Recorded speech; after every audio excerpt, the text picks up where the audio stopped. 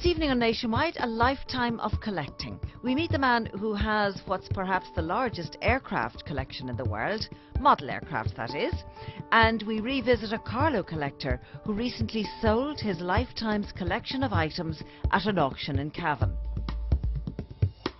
So Fáilte Stock, you're welcome to Nationwide. Now, I don't know about you, but I love a good auction. You never know what gems you're going to uncover. But what happens if you have spent a lifetime collecting and restoring items of historical interest, and then comes the time when you're about to downsize and you've got to sell all of your life's work? Well, is that a wrench? Or are you just hoping that somebody will love your treasures? Helen McInerney went to an auction recently where a collector's life's collectibles went under the hammer.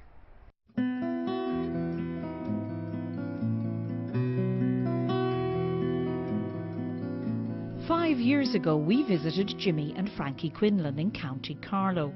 Both Jimmy and Frankie loved to collect quirky and unusual items. They admired the craftsmanship of times past, and Jimmy loved to restore and display their collection.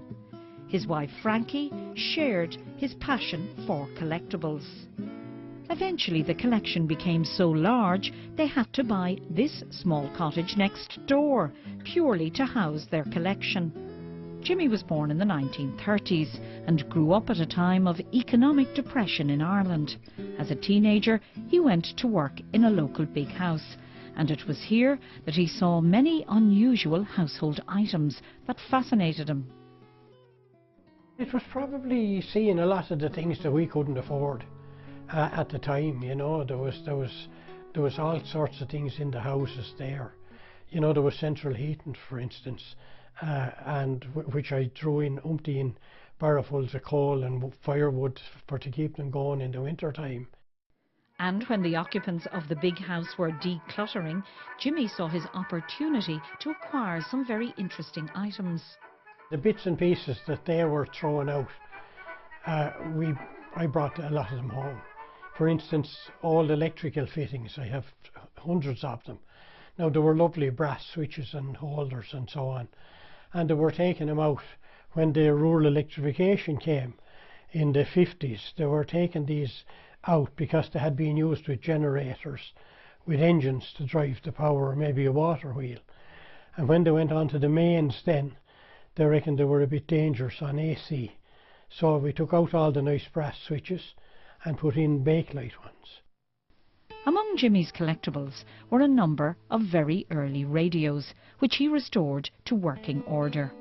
I repaired them from my work at time. I was in just across the field here from us. I was an English gentleman, General Broad was his name, and I went to work up there in the gardens and in the house when I was only 15, and he had a policy that nothing was ever sent out to be repaired.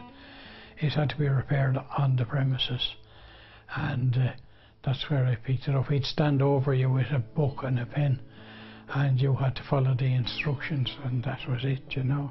But you learned a lot. So then I went to Fitzgerald's in Tullow, electrical contractors, and we worked at that for a long time, you know. But some of the stuff here now, I think it's about 29 years or so that we have had the cottage. Jimmy's wife Frankie and daughter Anne shared his fascination for all things vintage. This is a collection of dolls, Helen. We have got her up over the years, Anne and myself, and these are hat pins in here that Anne mostly collected, and these are old christening robes, and this is an old wedding dress that a girl gave me. She found it in an old house, up in the chimney of an old house, and we reckon it's been dated way back to the 20s. When Jimmy's wife Frankie became ill, they both decided to downsize the collection.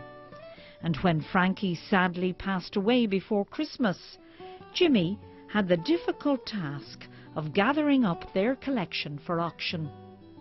We kept some little bits and pieces, all right, you know.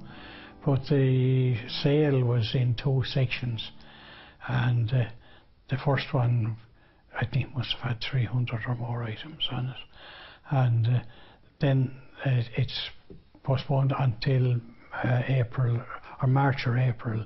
There'll be another auction to finish it off.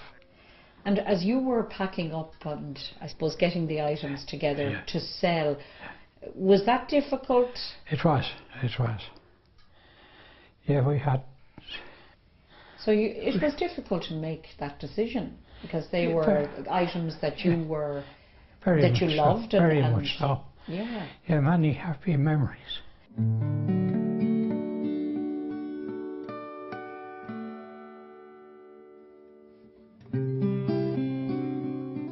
Jimmy Quinlan decided not to travel to the auction. He sent his son Bob instead. I wanted him to come up and see how it went, but he said no, he'd sit at home by the fire and he'd wait and we'd give him a ring maybe tomorrow and see how it went, because he said if he came up that it would just bring back too many memories, you know, because every little thing has a story, and the story was nearly as important as the actual item itself. Victor Mee Auctions in Belturbet in County Cavan specialises in antiques and collectibles. And this is where Jimmy decided to sell his life's collection. We have a lot of interest from America, Europe and Australia and the UK. There's a lot of collectors out there, particularly abroad now, people who are after the good things, and they're very serious buyers. And there's young people here today to buy as well, which is good to see. 185 is a particularly interesting lot here. It's 1880s American sewing machine or knitting machine for knitting socks, and we'll have good interest in that. It's a rare lot now, and there'll be good interest, and we think the bidding will start at 400. That's a nice looking lot now, good looking one now. I'm taking 50 for it, 50 bid for that lot, 60. Love the Mees auction. It's the best place. It's the most fun you can ever have because you never know what you're going to see. It's always interesting. And you go along and you think, well, I can live without that. And then it comes up for auction and your hand suddenly shoots up and you come home with something just amazing. It's just an amazing place. They're lovely people. It's a great sale every time. Great fun. Local chef Garode Lynch is a regular at the Victor Mee auctions. What I'm looking at today is the Old Chemist and the bar you see here beside me. I'm also looking at some signs. There's some lovely shop signs here, and there's also a really nice James Bond poster just to hang, perhaps even in just the bathroom.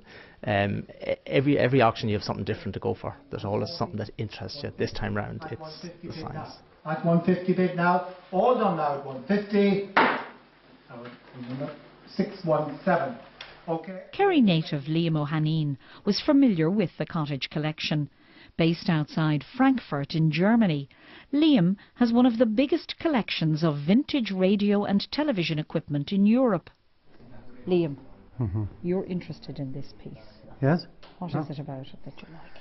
I suppose the shape of it, and it's quite old, really. You don't think it to look at it. It's mid-late 30s. Yeah. It's not completely original, unfortunately. But what is it, Liam? It's a radio. Yeah. It's a radio. It's not a globe. It's a radio. It's a radio. Yeah. Okay. So this is just for decoration. Actually, the radio is in here, the parts, and the speaker is down below. How much would you pay? You have to keep that quiet now. About 500-600. This is rare, yeah. It's American. It's what's rare about it is the small valve. Yeah, valves at that time looked like a bottle. Everybody else were making big valves, and they had two small ones. Once the auction got underway, bids for the Cottage Collection were brisk and prices were good. As predicted, there was great interest in the American-made sock knitting machine. It finally went for €480. It's still cheap now at 480. Anybody after 480? Anybody else selling now for the last time at 480? 741. Well done. A horn gramophone sold for €500 and a 1930s vintage round radio made €500. 40 bid, 40 in bid, 40 in bid for that lot there, 40 in bid. Anybody else? Collector Limo Haneen was happy with his purchases. I think I bought about 12 items. Were you outbid for anything that you really wanted? Yeah, I got two of the things I wanted. Yeah, two radios, one from 1924 Sterling, and the other with the small valves that I wanted to have. Yeah, I got both of them. 240 in the net, 260 in the room, 260 in the room now, 260 in the room takes it now, the net's not coming back. There's some things made big prices, I thought, you know, the round echoes and that, and other stuff went cheap, you know, but that's how an auction is, you know. But you're happy with what I'm you've happy. got. Yeah. I bought the frying pan and Snow White's coffin. Yeah. So yeah. good night. That was a good night, yeah.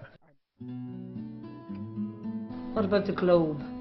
I backed out of the globe because I thought there was a big reserve on it. How's it going? So far so good. So far so good. I think we're quite happy. There seems to be quite a bit of interest in the items. Some of the stuff, I suppose, we're surprised that they didn't make quite as much as we thought. And then there's other items that we thought weren't going to make a lot of money and have sort of gone through the roof for what they are, you know. But all in all, in general, I think hopefully my father and if my mother was here, I think they'd be quite happy that that what they have has accumulated a little bit of value and that the interest is there and everything is selling. 30 bid, anybody after 30, all done at 30. Once the collection was out of the cottage, work began on giving the old building a makeover. It will now become a home for members of Jimmy's family. But old habits die hard, and Jimmy has held on to some favourite pieces from his collection. And with regard to the auction, Jimmy was amazed that his collection sold so well. And out of those 700, you know, did it do well, Jimmy? Will you be going on a little holiday with the proceeds? Well, you never know what we do. We might go to Courtown for a weekend. This voice gramophone again. What do we get for that lot there? What do we get for that one? I'm bid 150 for that one. 150 bid. 150 bid for that one. 150. Well, hopefully all of those items that belong to Jimmy will find their way to good homes and be loved and treasured. We're going to take a break now, and when we come back we'll be introducing you to a Limerick man who has more aircraft than Ryanair, so stay with us.